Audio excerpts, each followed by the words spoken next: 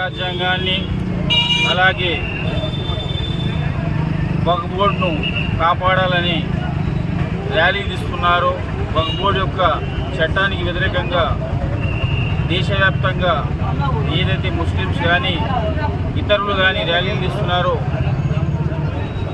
వాస్తవానికి వక్ఫ్ బోర్డు అనేది అది ఎన్నో వందల ఏళ్ల నుంచి దానికంటూ ఒక ప్రత్యేక చట్టం ఉంది.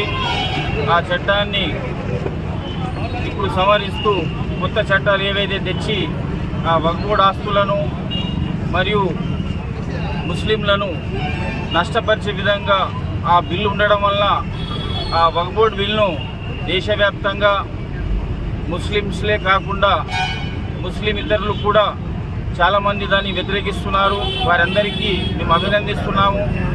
ఎలాగైతే వక్ఫ్ బోర్డులో గతంలో ఏ విధంగా ఉండేనో దాన్ని యథాస్థితిలో ఉంచాలని మేము ఈ ప్రభుత్వానికి డిమాండ్ చేస్తున్నాము.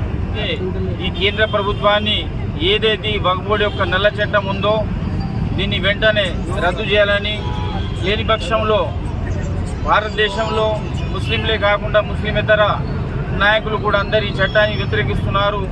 వారిని అందరినీ సమీకరించుకొని చట్టాలను ఉపసంహరించాలని మేము తీవ్ర స్థాయిలో హెచ్చరిస్తున్నాము. बाबा साहेब अम्बेडकर की संविधान संविधान संविधान। दस्तूर बचाओ मुस्लिम पर्सनल लॉ बोर्ड की अपील पर जिस तरह से तमाम भारत देश के अंदर वक्फ बचाओ दस्तूर बचाओ के तहत जो प्रोग्राम्स हो रहे हैं, उसी प्रोग्राम की निस्बत से आज बांसवाड़े में एक वुमेन चैन प्रोग्राम बाद नमाज जुमा मुस्लिम पर्सनल लॉ बोर्ड की अपील पे किया गया है।